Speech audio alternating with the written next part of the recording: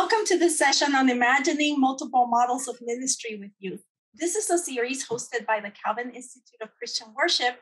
I am Dr. Elizabeth Tamez-Mendez, Executive Director of New Generation 3 and longtime collaborator with the CICW. Today, Dr. Hosffman Ospino of Boston College is joining us for conversation. Dr. Ospino, thank you for being our guest. We're happy to have you here. Thank you very much, Elizabeth. It's a true pleasure to be in conversation with you about this important topic. Thank you. Thank you for being here with us. And in this series, we want to learn from one another about community worship practices in different contexts, and especially those that encourage intergenerational relationships and empower youth. And Hosffman, would you please share with us a bit about your context and your work? What is it that you do so our viewers can get to know you better? Absolutely. I am a professor of practical theology and religious education at Boston College School of Theology and Ministry, a Jesuit university in the city of Boston. I've been teaching here for about 15 years, and I actually did my doctoral studies here at Boston College in theology and education. I was born in Colombia, South America, have lived most of my life in the United States of America. And part of my passion and commitment as an academic has been research on the Latino experience in the United States of America, particularly in the context of the Catholic community, and determining, mapping how Latinos, Latinas are transforming the Roman Catholic experience in this country. Yes, thank you for the work you've done. That's something that I have admired and followed about you, that you have really been intentional about producing the research that our community needs. And so big congratulations to you on receiving the Richard Cardinal Cushing Medal of Advancement for Church Research. It's such a high honor, and it's so fitting for your trajectory and everything you have contributed to our community. So what an accomplishment. Congratulations on that. Thank you. Thank you. And we're so excited then to learn more on today's conversation about your interdisciplinary approach to research between the social sciences and theological reflection, because we know that these aspects of research and the different topics then can benefit our congregations and the way that we do our work for intergenerational and for youth. And so as we frame the series, we have chosen 5 values for corporate worship and models of ministry with youth. And these are youth agency, spaces for theological questions, the role of the family, sparking intergenerational relationships, and designing multiple pathways for ministry with youth. And so, Hosffman, thinking about these 5 values, what insights and observations have you gathered through your research that can be helpful to those working with youth, families, and intergenerational connections in the church and community, especially for those seeking to reach and serve the Hispanic Latino community? Well, one could certainly have a couple of hours of conversation on each of these lenses that you just described, Elizabeth.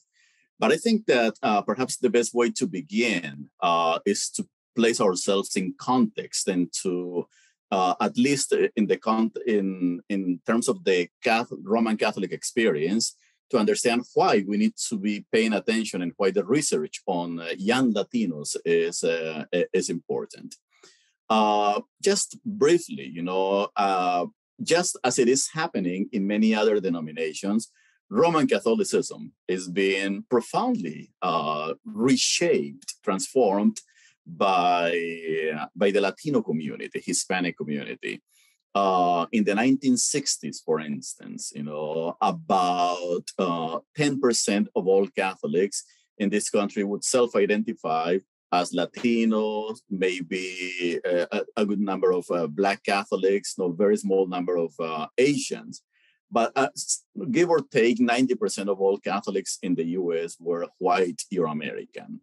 Fast forward, to 2022, and then we find ourselves with a church that is highly diverse. Latinos constitute about 43% of all Catholics in the United States. But most interestingly is that about 60% of all Catholics under the age of 18 are Hispanic. So when you start looking at the younger population, then immediately you see already not only the present, but the future. And the vast majority of these Latinos, Latinas, young Latinos, Latinas, are actually US born. We know that they were born and are being raised in the United States of America. So we find ourselves in the context of a church that is struggling in many ways to, one, take all the energy that led it to build schools and parishes and organizations, that served Roman Catholics that were of a different generation, of a different culture, and now adjust them to the needs of this younger population, largely Hispanic. That's where I come in with my research. I think in the midst. No, go ahead. Okay. No, I was just going to point out, I think what you were saying about the demographics and the shift and the changes, we certainly have heard the same from other mainline denominations, that they're starting to notice the shift, and they're trying to understand where do we go next, right, in these steps. So thank you for sharing that, because it's a common conversation nowadays of how to bridge between the changing demographics. Yes. And the changes have been fast, if you think about it, so in a couple of decades, entire dioceses have been reshaped demographically and culturally, parishes as well, and so on. So one of the questions that, we need to start asking ourselves is, okay, are we serving the needs of Hispanic youth? Is the Catholic Church, stepping up to the plate and understanding the reality so it can serve young Latinos, Latinas? And the answer is yes and no, So in some ways, we got these old structures and old ministries that may be an effort attempting to meet the needs of the Latino community and others. But the truth is that these structures not always actually are flexible enough to serve bilingual or trilingual communities, but are not responding to the needs of young Latinos who are growing up in homes that are led by parents or adults who are immigrants, some of them documented, some of them undocumented.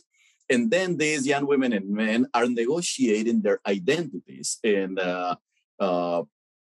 a culture that is mostly English speaking, that is definitely pushing for some type of assimilation, although we need to start asking assimilation into what, And one of the biggest challenges that we have right now with young and Latinos, growing up Catholic is defections, Millions of young Latinos who grow up Catholic are leaving the church, stop self-identifying as Roman Catholics. So that's where I'm learning. What in terms of what I'm learning through the research is what is it that we need to figure out in our parishes, in our communities and our organizations, that needs to change in order to serve this population that is complex on the one hand, but that is a bit impatient, they are not, young Latinos are not. They're young, after all, they're young. That's right, they are young. They're not going to wait for us to get our act together, and take 10, 20, 30 years to do that. They want to be accompanied, they want to be part and belong to communities that understand their questions, their concerns, their ordeals, and also to affirm their hopes and their contributions. So I think that that's the, one of the challenges that we have, at least in the Catholic Church, that, through the research that I'm doing, I noticed that we have a sense of what the Latino young community wants and needs, but we haven't done a full diagnosis. And this is where we need more researchers, looking at the congregations and at the organizations working with Hispanic youth. Thank you for pointing that out, because we just had a conversation with another group, and they were mentioning this, right? Like they wanted to know, so what is the state of youth and youth ministry in the Latino church? It's like, oh, that's like very complex, and I don't really think we have an answer. I don't think we really have had the bandwidth in the researchers to go out there and really assess what is going on, right? We have indications, certainly those of us who have been doing research and practice. But yet I don't really see we have yet like a scope for, if you want to say, the country or certain areas, right, to where we can really have a good picture of it, because it's so diverse, so extremely diverse and complex. And so in that research that you've been doing, you were mentioning that youth have a tendency to say, like, this is what we want, this is what we would like to see. That starts to sound to me a bit about in the lines of youth agency, and how then the church could start listening to what they want. And what have you seen in regards to that? And how maybe some young people, what have they expressed about what they need in regards to agency? And what have maybe perhaps you've seen some who are doing it or embodying it? Okay. Thank you for that question. I mean, let me begin with the obvious, as Paulo Freire used to say, because sometimes that's what we miss. We need to start, to recognize and to acknowledge the fact that when we speak about young people, we're speaking about energy and the desire to do things, to learn, to transform, to belong, So there is this massive, massive level of energy in the millions of young Latinas, Latinos who are part of our churches, that frankly remains untapped, So that energy needs to be engaged, and it needs to be channeled in many ways, I mean, give or take, we can say that in the United States of America, just to give you a sense, there are about 12 million young Latina Catholics, under the age of 20, So these are young women and men. I'm not even counting here the young adults. So these are just the youngest ones, and they are asking those questions and they want to be engaged and so on. However, they what we see here is that this energy is not being matched by a church that is getting older and older and older. So those who are at the level of leadership, those who are running schools, universities, organizations, parishes, dioceses, and so on, actually are on the other side of the spectrum vis-a-vis age. Just to give you a sense, most leaders, ecclesial leaders in the Catholic Church are white Euro-American. And the median age of white Euro-Americans in the United States of America is 55, median age. And then we got Latinos whose median age is 29.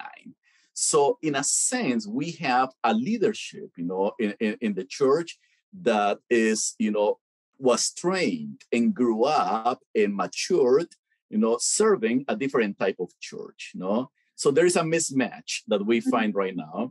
And one of the keys is going to be, as we move forward, and this is something that I'm trying to track in my research, is we're going to need bridges. We're going to need gente puente. We're going to need the people who are going to bridge leadership with the energy of this community. And those bridges most likely are not going to come from the older side, but they are going to come from the young community.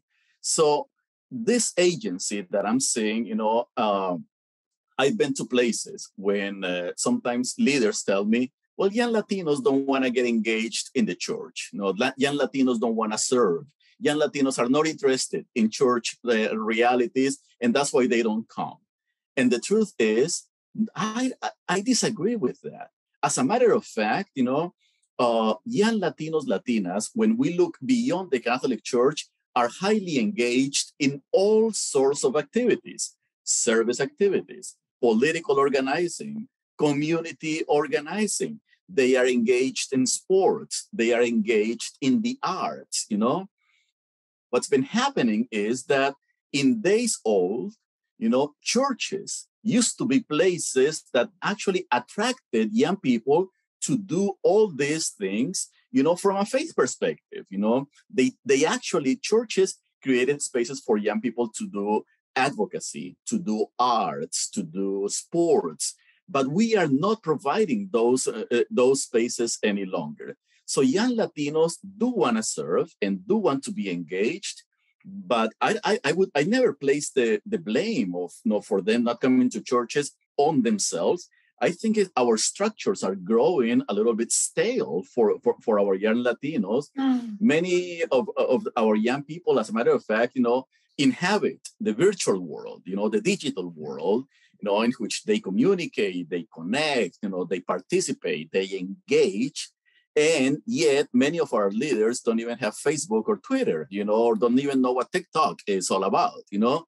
So that age gap and that generational gap is really affecting how we do youth ministry. And the last thing I would say in terms of agency is that, for instance, when I'm working with Latinos, or at least what I'm seeing nationwide in the Catholic Church, I see that Hispanic Catholic youth, you know, they want to affirm their culture, you know, even though they are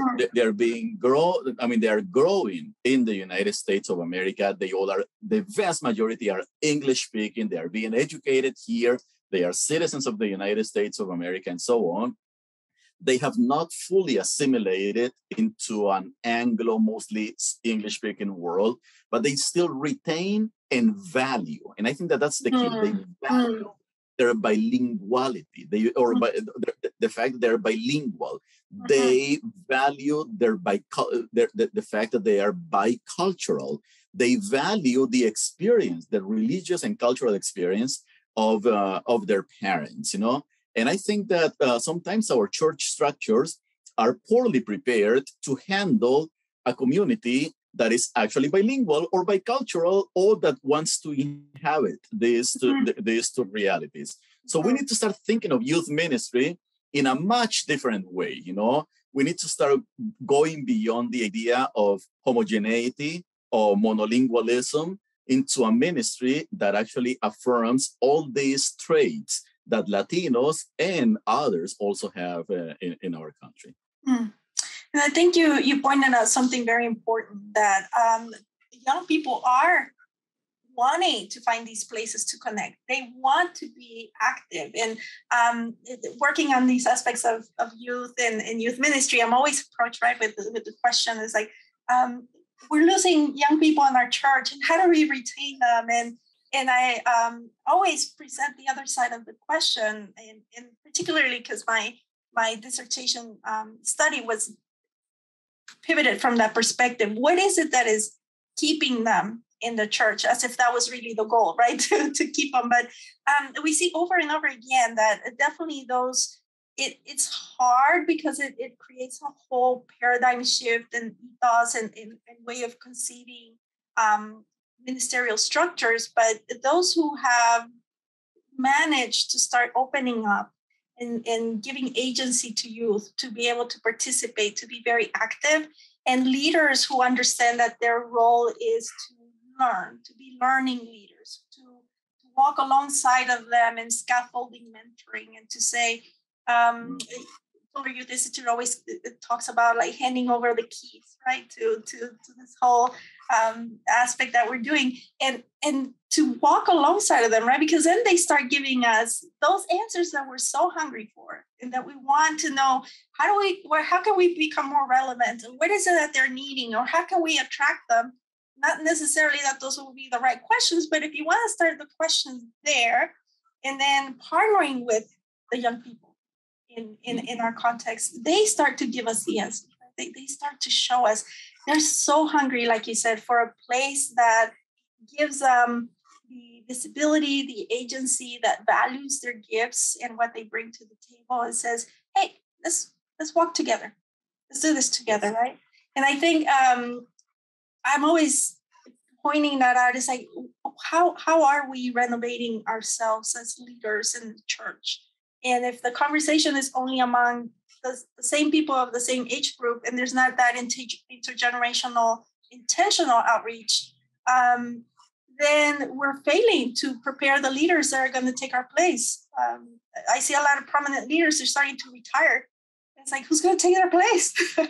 we have not done a very good job of preparing the next generation of leaders to take over. So thank you for pointing that out, because I know that it's hard sometimes, especially for congregations or denominations that are a little bit more structural and liturgical, to find intentional places to bring young people alongside and give them some of that freedom to voice themselves and to bring their ideas.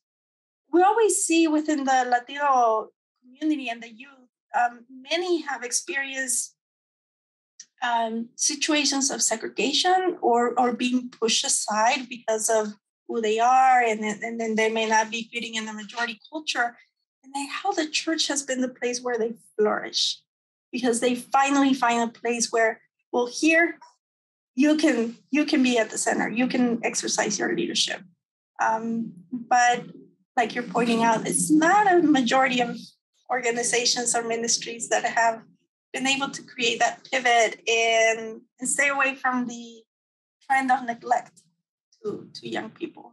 So thank you for that invitation, Dr.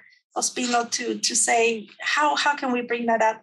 And are there any other thoughts that you would like to also share about these intergenerational relationships, how you see the theological questions and the just space for exploration that has come up in your research? Before I like that you asked me about this theological question, because definitely we need to ask ourselves more about this. But before I say something about it, as you were speaking, something that comes to my mind, and I hear on a regular basis, is that congregations constantly frame the question about youth ministry as we are losing our young people. Young people are walking away from us, And I think that we need to do a Copernican shift in terms of that assessment, I don't think that we're losing anyone in terms of people walking away or young people walking away. I think that if we start looking at it from the perspective of young people, we need to start saying young people are losing congregations and spaces, are losing the spaces where they can actually come and discern, and they are looking for those spaces. They are looking for, and that's why they gather, in malls. That's why some of them actually end up in gang as gang members. That's why many of them find groups outside, faith-based organizations to actually wrestle with this, and they do it. And sometimes schools are not providing this, and churches are not providing this. So the traditional spaces that young people had, to discern their dynamics and to personal dynamics and communal dynamics, and also to make meaning, those spaces are not measuring up to the needs of them. So they are the ones who are losing. And I think that they're searching for, they're looking for, and we as churches need to reclaim those spaces. We need to reclaim that identity of becoming the spaces that are open for young people to address questions related to their faith, to their sexuality, to their vocation, to their relationship with Christ, and other of the essential questions that guide the lives of young people and others. Now, going back to your question on the theology, my goodness, this is a beautiful question, because I think that something that when I am interviewing younger people and leaders, who are working with Hispanic Catholic youth, I see two interrelated dynamics. On the one hand, I see an anthropological question, a set of anthropological questions that is constantly being asked, in the context of the Latino community. One of the biggest challenges that our young people have in our faith communities, but also in the larger society, is to understand who they are, per se in this society. I mean, being a young person in the United States of America is brutal if you think about it. And being a young Hispanic or Latina person in this society, even more. Why? Because this is a society that tends to, label everyone, It labels you. If you are an adolescent or you're a teenager, there is a set of expectations from you. If you are a young Latino, Latina, there is a set of expectations, positive and negative, about you. When you have to negotiate those expectations on the part of your own family, on the part of society, on the part of the church, on the part of the school, and any other group with which you belong, then we find ourselves before a major existential question, And many of our theologians in the Latino community, and also in the Asian community that I have read, have explored the question of being in between. Is that existential limbo in which many of our young people find themselves negotiating. I need to be a little bit of this, a little bit of that, a little bit of that, and in the process being pulled, So young Latinos, Latinas in general, find themselves, in this existential reality, and that they are trying to know who they are in a society that wants to dictate, what they should be without listening to what they want to do. So that anthropological question needs to be at the forefront of any youth ministry effort, with young Latinos, Latinas. And I think that anthropological question goes alongside, and again, I'm passionate about ecclesiology. And I think, that when we look at churches making the effort to serve young Latinos, Latinas, to engage them into these spaces where they can actually discern their faith and their vocation and their understanding of how they relate to God and others, then, the one question that emerges is, what type of church are we inviting our young women and men, our young Latinos, Latinas, to be, because that's going to be key for all of us, I mean, let's be honest. We all want to impose a particular type of ecclesiology or understanding of church, and sometimes it's the church that over relies on the scriptures. Sometimes it's the church that over relies on the sacraments. Sometimes it's the church that over relies on personal experience or religious experience, or it's the church that wants to have a balance of all these three and so on. And how do we belong to these churches? How do we welcome people into these ecclesial experiences matters. Now, combine that to the process of anthropological discernment, in which young women and men, Latinos, Latinas, are engaged.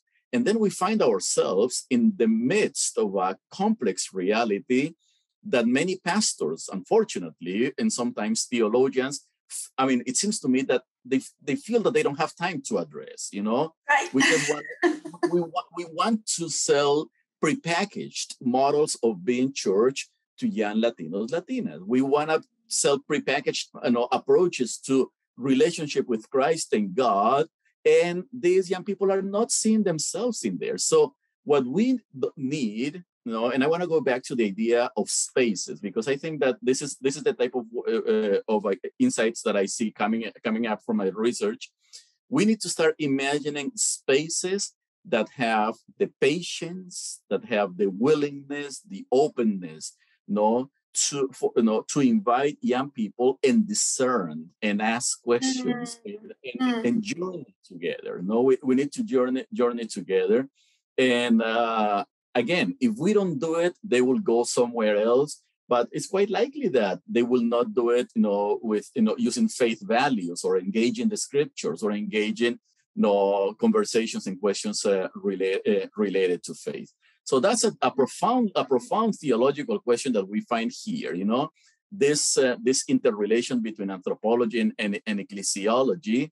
It's going to be key to define whether many of these young women and men decide to stay in our churches. In the context of the Catholic Church, I have to say that, unfortunately, we have lost more than 15 million young Latinos, Latinas, more than 15 million in recent decades. Most of them made the decision to leave before the age of 24. When asked, why did you leave the Catholic Church? The majority simply say they drifted away. They just drifted away. They were not engaged, and they moved out. And I think that we need to be definitely more intentional about how we engage this population. And thank you for pointing that out, because I think we have that tendency to say it's the young people who are not identifying with us, right? It's the young people who are, and it's almost like it's always their fault, right? The young ones who are becoming and who are discerning their aspects of identity and belonging and purpose and looking for safe spaces. Like you said, it's really the dialogue and the question needs to be shifted to the other end. It's like, what is it that they're not finding with us? Because they're hungry for these spaces. They're going to continue to look for them. And I think what you pointed out, because we're always encouraging at New Generation 3 for leaders to become these contextual researchers, right? And we understand that it's very hard. It takes a lot of work. And it's so much easier, like you said, to take a prepackaged answer and just try to implement it.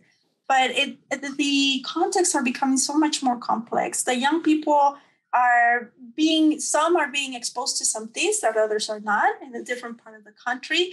I always tell people, take those labels of Gen Z and millennial with a grain of salt, because if you start then looking at the Latino population, that becomes even more complex. And then if you start looking at the area of the country, or which generation of families are here, their needs, their questions, their ways of acting and interacting are very different, and they have so much access to information nowadays.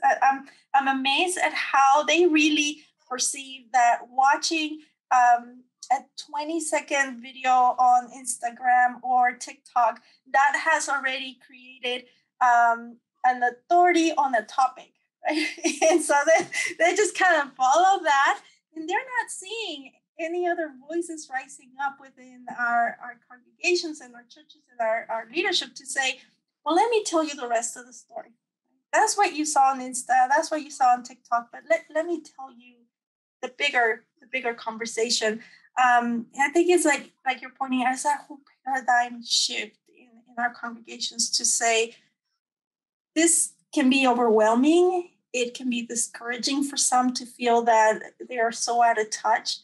But I think like you're inviting people to say, become this anthropologist that is researching your context, right? That gets to know people there, the young people, walk alongside of them, have conversations. If you skip, one Bible study or one event, but you take time to talk to them and have conversations, that is going to start creating this rich space to listen and hear. Sometimes it may even feel like it's a big pivot, and then when they come alongside of you and the two of you work, it ends up not being that big of a pivot. It just seemed like it was, right? Because we don't have the right tools or the right people walking alongside of us. But when young people come, they see everything so simple. They're like, oh, that's easy. We can do that. We can implement that. We can bring this platform over. We can. It's like, what? No, that was like this monumental hurdle for you, and you solved it in a matter of a day, right? Absolutely. You have this whole other infrastructure.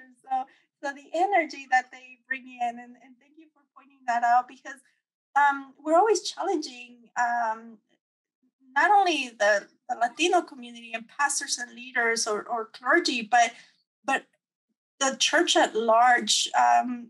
Always telling them, it's like, that's the characteristic of our Latino community. young people. Point out to them like 20.7 million Latinos are under age of 19. And 58.2% of Hispanics are under the age of 34 years old. And so I always tell them, it's like, it's 58% of your efforts and your time and your resources and your work and your leadership reflected towards young people. And I think that's when they have to step back and say, it's not matching the need. Yes, it is. So thank you for this call to continue to look at our context. And we know we honor the work of the many leaders who are courageous and are saying, we want to be there with young people. We want to serve them. We're doing our best. And then I think today we're encouraged in hearing that it's like, yes, the more you are intentional about creating spaces for youth agency, the more you're intentional about being that anthropological researcher who knows what's going on in your context, the more we become fluid and say, okay, there's going to be some things that I won't be able to do the same way anymore, but I want to continue to become that space that young people do find, that they're not losing this space as that space for connection and for growth and discernment. Thank you for calling us into that in our work. And I can't wait for us to continue our conversation about your research. I don't know if there's any other nugget of wisdom that you want to share with us. Well, I mean, there's so much that we can definitely talk, and I recently finished a study on the Catholic organizations serving Hispanic youth, So I spent about a year looking at 12 organizations nationwide and just trying to understand what makes them successful, what are some of the struggles, and they are all Catholic organizations. And what's interesting is that, a lot of people are trying to find the magic bullet, to serve Hispanic. Give me the recipe. That's right. So everybody says, what do I need to do to attract young Latinos to my church or to my group or to my organization, And some people say, well, is it a Bible study? Or is it, better liturgies, maybe more dynamic liturgies? Is it the music? Is it the art? Is it a younger priest? Is it a preacher? I mean, what is it? and the answer, is all of the above, for goodness sake, of course. I mean, anything that you can do to invest and make your worship, more vibrant and create spaces for young people and so on.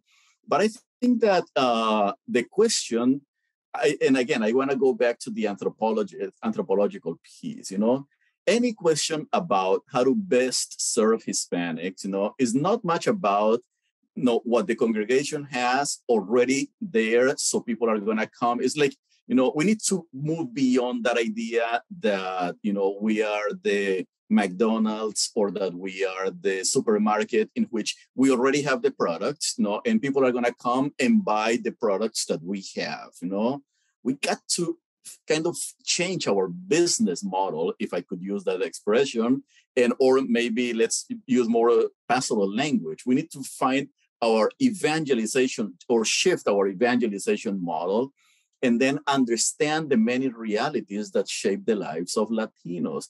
I mean, a lot of people still to this day in our congregations assume that most Latinos are immigrants, for instance, and most people assume that most Latinos are English speaking, Spanish speaking, or many people still assume that all Latinos are struggling, financially and are struggling in terms of their families or living in at-risk situations. And the truth is that, again, It's all of the above. Yes, we are Latinos who are immigrants, but the vast majority are US born. We got the young Latinos who are struggling financially, but many are not. We get a lot of Latinos who are doing very well. You know, they are going to college, they are becoming professionals, but we also have Latinos, a lot of young Latinos who are struggling with addictions and violence and abuse and poverty and so on. So I think that, you know, as we move forward in our models of ministry, and this is something that I discovered, you know, one of the insights from the research that, you know, that we're naming in the report will be coming up in a few months. I can't wait for it. It's like, please, I need to. So one of the ideas is that all these organizations, every organization working with Hispanic youth, actually affirm the value of community. You cannot do youth ministry without creating comunidad, without creating community, some type of community, you know? So, but what's fascinating is that community is defined in many different ways. No, for some community, for some Latinos, they are looking for communities that allow them to feel that they belong. But other Latinos are actually looking for communities that help them to move to the next level, to move forward, you know, in their professional lives, or as they find a partner, or as they discern a vocation. For others, community is about healing because their lives, unfortunately, are upside down. You know, they are suffering because of addictions or bad decisions that they made when they were younger, or unfortunately, they had to live alone. Because their parents were deported. Well, I mean, a million dynamics going on in their lives, and I think that that's what, you know, needs to happen in our congregations. In many ways, we need to really take time to look around first before we go out with any project or program or exercise of youth ministry. What we need to do literally is understand who our young Latinos, Latinas are. We need to reach out first, you know, understand them. And then as we understand them, then look at the inventory of resources that we have for ministry, you know. And I mean, how do we read the scriptures with someone who is in X or Y situation? How do we celebrate worship, you know, with a group of young Latinos, Latinas who are doing this or that? And the last thing that I'm gonna share, you know, emerging from this research project, which is actually something that, you know, has been voiced in different settings as well. There is a temptation in the Catholic Church, you know, and I would assume that it might be something that is experienced in other denominations as well.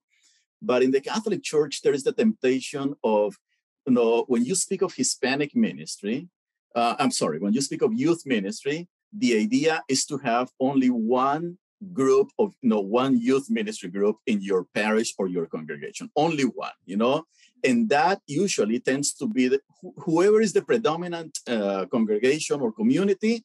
That's how the youth group is organized, no? But what I always share with pastors and youth ministry leaders is, well, there's nowhere, you know, either in the scriptures or even in church documents that says that you only have to have one model of youth ministry. As a matter of fact, a parish, a congregation should have at least 40 or 50, you know, youth groups. You know, we should have youth groups for all the diverse, you know, number of people who are actually seeking an encounter with Christ and discern their faith and their vocation. So we need to be, you know, more versatile in our youth ministry. And we need to move beyond this idea of the one youth ministry group or program in our congregation, our parish, our community, and then move into more of a variety of models and experiences that will attract different types of young Latinos. Because, I mean, frankly, if we continue with the one-size-fits-all approach to youth ministry, then we are going to get that one, the one type of person that we want to serve, and we're going to miss the boat, especially in a complex, diverse community like the Latino Hispanic community. Thank you for pointing that out, because it resonates with the series, right, of imagining multiple models of ministry. Yes. That precisely that invitation that we have to keep walking away from the one size fits all, from thinking that we were able to give quick answers, or that there's only one way of approaching young people. And I know we don't have time to talk about this case study, but it reminds me of St. Patrick's in Chicago, that their approach was precisely this. They did a lot of intergenerational groups, and it was more affinity groups depending on the social causes that they're interested in.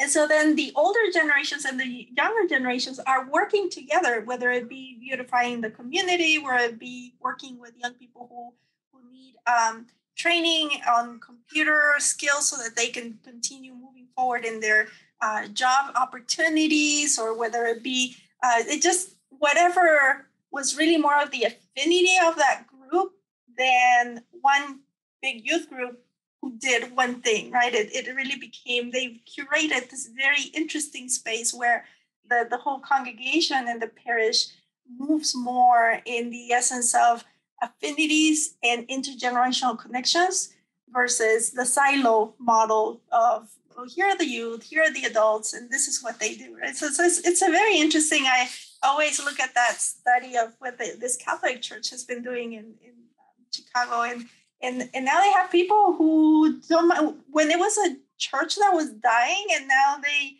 have people who don't mind commuting an hour or more just to get to church on Absolutely. and participate in these aspects. So thank you, Hosffman, for this rich conversation of just opening our eyes for the many possibilities of what can come ahead, and inviting us to have that courage to explore and to get to know our context. Certainly, as a sociologist, you're wired in that way, and I think the more we can teach those in ministry that type of assets and skills and way of perceiving world, to say, let me start by knowing what is happening here, and how can I be then a reflection of what the people are telling me that they need from us, so that they continue to find places for connection. So thank you, Hosffman, for this great conversation. I know that we could go on for hours. I really wish we could do more videos together. No, thank you very much, Elizabeth, and it was a true pleasure.